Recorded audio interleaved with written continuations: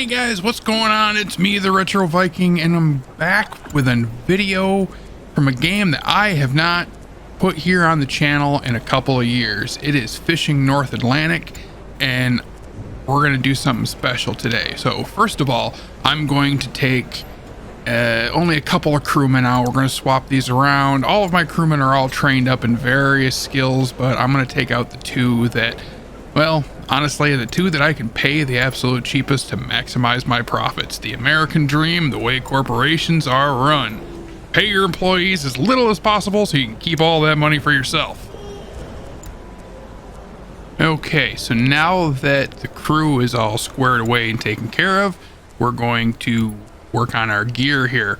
What we're doing is we're going to fish for giant bluefin tuna. So we're going to need deep lines, and we're going to need herring for our bait. If we were going to be fishing for swordfish, we'd be squid, but the tuna prefer the herring, so that's what we're going to need to load up on. This boat can hold 60 different deep lines, and they all have to be baited individually. Now, I don't honestly know if these things... I used to fish in real life. My stepfather was a charter captain. I grew up fishing for king salmon in the Great Lakes, and I have never seen this particular type of tackle.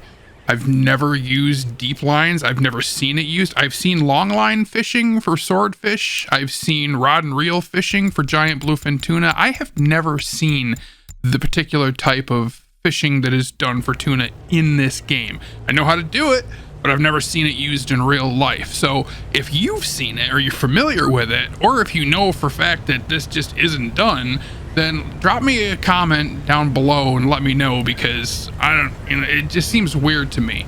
But anyway, once we get out to the location where the tuna are, we're going to put one crewman in charge of setting the gear, and we'll put the other one on cooking or repairing or something like that. And then what I like to do is I just set the boat for around 8 knots in a straight line and drive out and just drop off the buoys one by one, setting each one in the water. It's pretty straightforward, pretty simple as that. And I'm telling you, if you want to make money in this game, this is the way to do it. You can mess around with long lining, you can do crabbing, all that stuff, but the simplest and easiest way to make a lot of money fast in this game is by deep lining tuna. So that's what we're doing right here, and this is how you do it. Drop off one buoy at a time. Like, set your cruise for 8 miles per hour 8 knots, and then just cruise out there, dropping them off one by one. Now, I've only put out 10 right now because I'm just basically giving you guys a demonstration. So once you've got all of your lines set, you want to make sure they soak for about 20 hours. So we're going to skip time ahead. First of all, we've sailed around and gone back to the start of the line, and then we skip time ahead so that they've been soaking for 20 hours. And now we're going to go and pick them all up. So once again, we get both of our crewmen on deck. They're going to be in the position to haul our catch on board. And then we just drive up to the buoys one by one. You're going to want to put them on the starboard side of the boat because that's where our crewmen are positioned. And then you just drive up to each one alongside. Usually once I get relatively close, like when the buoy is right at the bow of the boat, I'll cut the engine and drift in the rest of the way. And I'll let you see what happens here.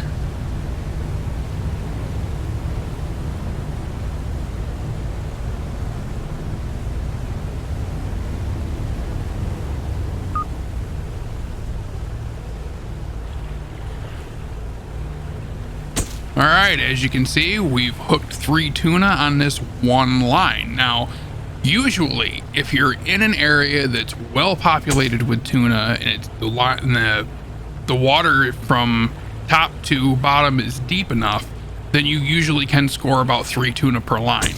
The area we're in is going to be getting a little shallow, so we might run into trouble later on.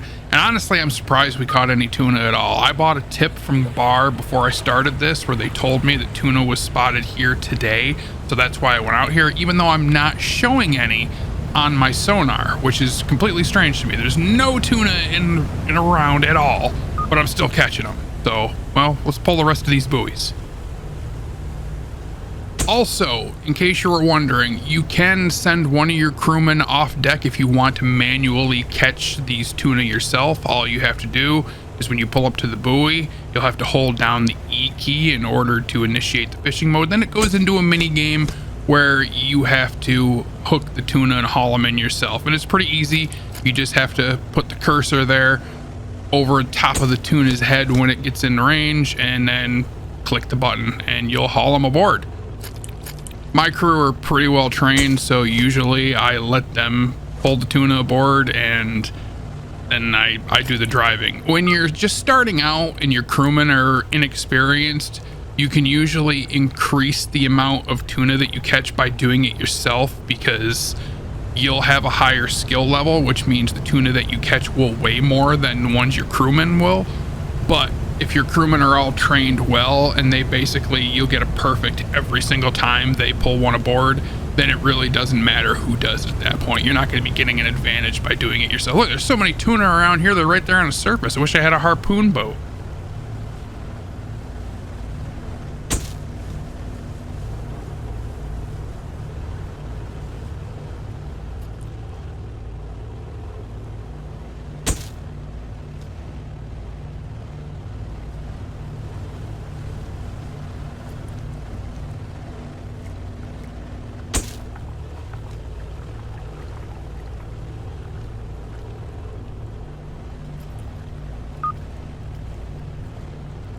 Okay, so we're gonna skip ahead to the end of this string here, and once we get this done, then we're gonna pack up and head in. Like I said, we're only gonna do 10 today, just to show you guys basically how to do this. All right, here's our last buoy.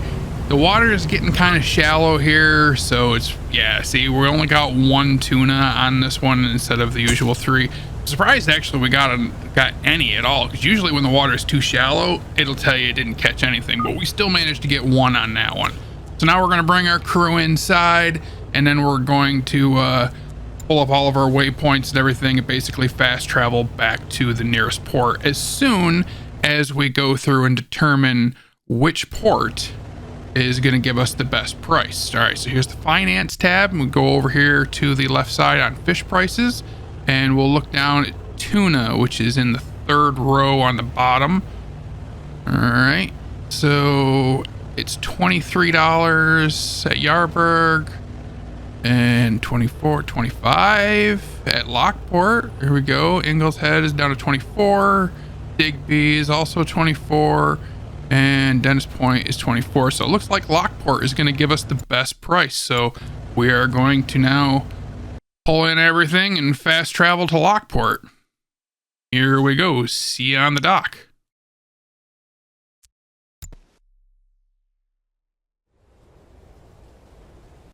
Okay, here we are at Lockport, ready to offload our catch. Now, as you can see from the port reputation, we got an additional $80,000, which is 19% increase, just because I'm a well-known captain that has offloaded a lot of fish here. But even without that, we still have netted over $400,000 on this fish alone.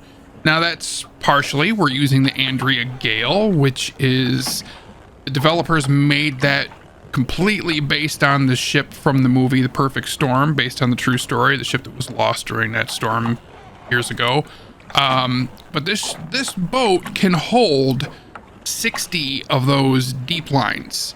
So do the math. I only did 10 and got $400,000. Now, if I had added the other 50 in that, that's how much money you can make fishing tuna. Tuna season is relatively short, but luckily swordfish season comes right behind it, and the method is exactly the same. So you can make a ton of money with deep lining, guys. Go get it.